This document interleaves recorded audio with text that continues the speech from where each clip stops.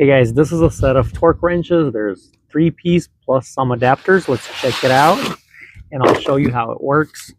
This is the case with the handle right there. So here's everything that comes in this set with the 3 wrenches, 1/4 inch, 3/8 inch, and 1/2 inch.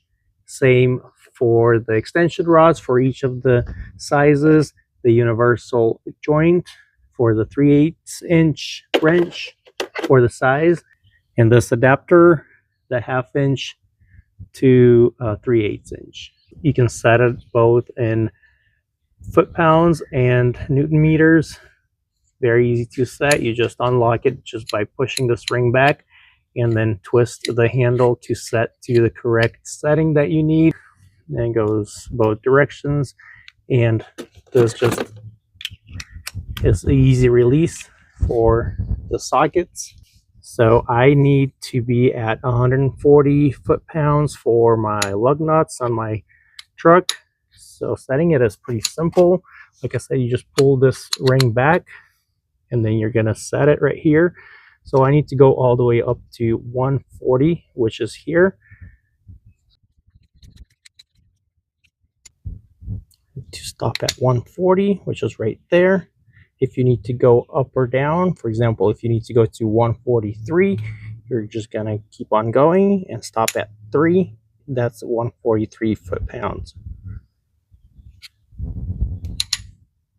Very simple. This is a precision tool, so you want to store it at 0 setting. Each wrench specifies the setting that it can go to. So this one is between 10 and 160 foot-pounds. The 3/8 wrench goes between 10 and 45, and the 1/4 inch goes between 10 and 220 foot-pounds. Push until you hear the click, just like that.